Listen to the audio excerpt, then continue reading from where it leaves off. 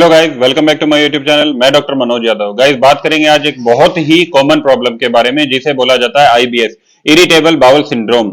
मतलब कि आपको बार बार आपको लैट्रिन के लिए जाना, आप कुछ भी खाते हैं तो आपको फ्रेश होने के लिए जाना पड़ता है। देखिए, मैं आपको बताना चाहूंगा कि एक सर्वे के अकॉर्डिंग माना जाता है कि जो टोटल ऑल ओवर पॉपुलेशन है हमारे वर्ल्ड की, उसमें से 10% लोग ऐसे हैं जिनको आईबीएस की काफी ज्यादा प्रॉब्लम है।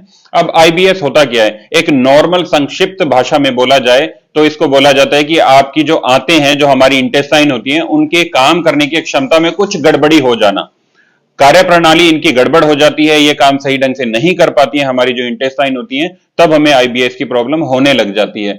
अब यहां पे हम डिस्कशन करेंगे कि इसके सिम्टम्स क्या हैं, कि अगर आपको आईबीएस हो चुका है तो आपको पता कैसे चलेगा, आपको किस तरीके से, ऐसी कौन कौन से कारण हैं जिनकी वजह से आपको यह पता चलता है कि आपको आईबीएस की प्रॉब्लम हो गई है। देखिए, सबसे पहला जो कारण है और जो मेन कारण है वो यही होता है कि आपको पेट के अंदर पेन होने लगेगा, आपको दर्द होने लगेगा। ये जो दर्द है, ये दर्द आपका रुक रुक कर भी हो सकता है और बार बार लगातार भी हो सकता है। जो दर्द होगा वो आपकी नाभि के चारों तरफ भी हो सकता है और नाभि के निचले हिस्से में भी काफी ज्यादा हो सकता है। जो नेक्स्ट कॉज होता है उसके अंदर क्या होता है कि आपको डायरिया भी हो सकता है, साथ में आपको कॉन्स्टिपेशन भी हो सकता है। कहने का मतलब है कि बार बार आपको कुछ भी आपने खाया तो आपको फ्रेश होने भी जाना पड़ सकता है, आपको दस्त भी हो सकते हैं या फिर आपको कब्जी भी हो सकती है। ये सभी सिम्टम्स होते हैं अगर आपको आईबीएस की कोई प्रॉब्लम हो जाती है।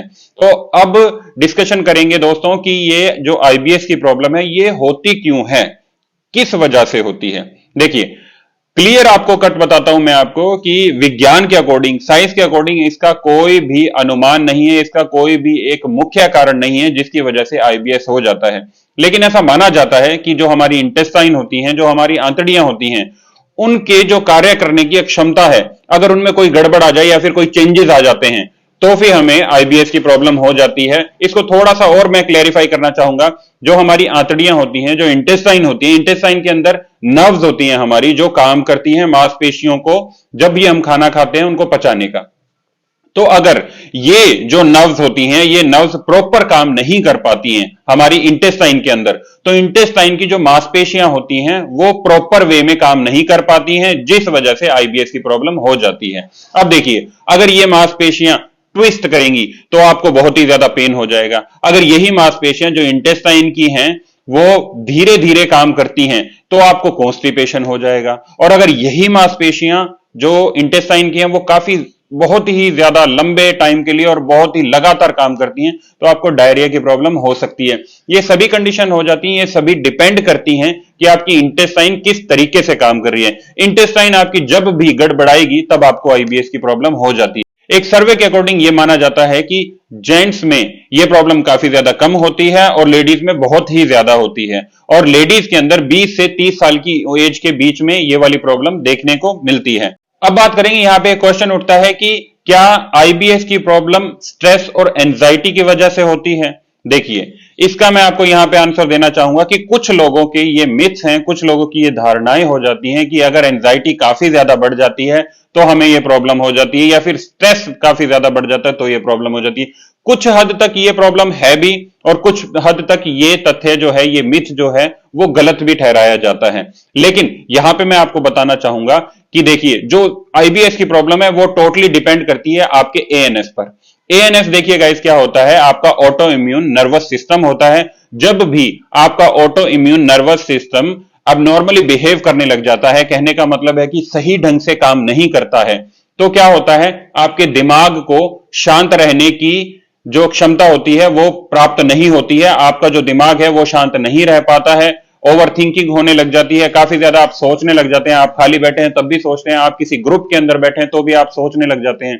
कई बार आपको ऐसा फील होता है कि मान लीजिए आप कहीं बाहर जा रहे हैं, आपको ऐसा लगता है आपने लॉक लगा भी दिया है, फिर भी आप सोचेंगे कि मैंने लॉक लगाया है या नहीं लगाया। इस तरीके के सिम्टम्स होने लग जाते हैं। तो क्या होता है, आपकी बॉडी के अंदर केमिकल इम्बैलेंसिंग होने लग जाती है। जब भी आपकी बॉडी के अंदर केमिकल इम्बैलेंसिंग होगी, चाहे वो स्ट्रेस की वजह से हो, चाहे वो एंजाइटी की वजह से, चाहे वो किसी भी और कारण की वजह से हो, आपको आईबीएस की प्रॉब्लम फेस करनी पड़ सकती है। तो यही कुछ मेन कारण होते हैं। अगर आपका एएनएस सही ढंग से काम नहीं कर रहा है तो ये दिक्कत आ जाती है। यहां पे मैं एक एग्जांपल लेना चाहूंगा, उस एग्जांपल के थ्रू मैं आपको क्लियरिफाई करना चाहूंगा कि किस तरीके से आपको एएनएस आपका सही ढंग से काम नहीं करता है, किस तरीके से आपको स्ट्रेस का जो लेवल है वो आपके दिमाग के ऊपर काफी ज्यादा अफेक्ट करता है, आपको एंजाइटी काफी ज्यादा बढ़ जाती है। कई बार ऐसा देखा गया है कि मान लीजिए कोई आदमी है, वो मंदिर के आगे सर झुकाता है, उस मंदिर में काफी सारी मूर्ति हैं, काफी अलग अलग भगवानों की मूर्ति हैं, लेकिन अगर मान लीजिए उसने बजरंग बली जी को झुककर प्रणाम कर लिया है और वो वहां से चला जाता है, तो उसके दिमाग में उस एक थॉट आता रहेगा कि मैंने बजरंग बली जी को तो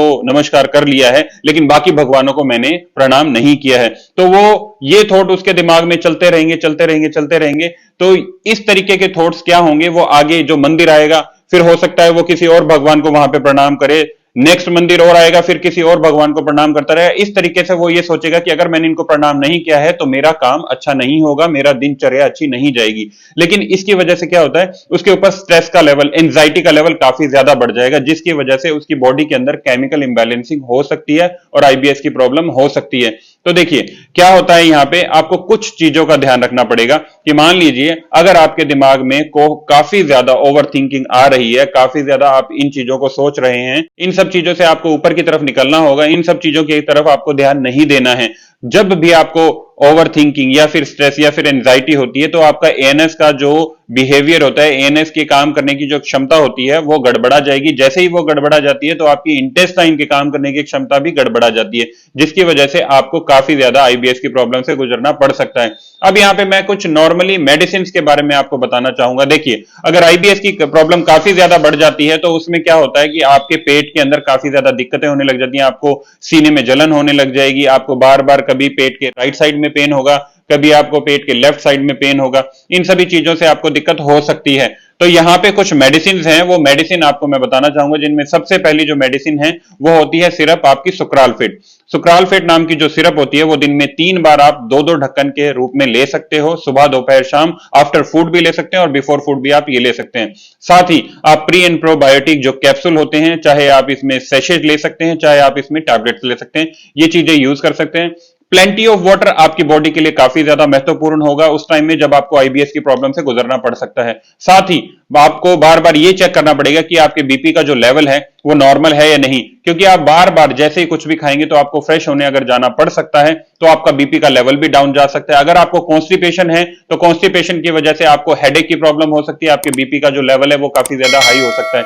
तो आपको बीपी का भी लेवल नॉर्मल रखना होगा। उसके लिए भी कुछ टैबलेट्स हैं जो लो बीपी के लिए अलग होती हैं, हाई बीपी के लिए अलग होती हैं। उसके लिए आप मेरी नेक्स्ट वीडियो देख सकते हैं, उस वीडियो में मैं आपको क्लैरिफाई करूंगा। बाकी कुछ भी पूछना होगा गाइस तो स्क्रीन पे मेरा नंबर दिया हुआ है। Thank you.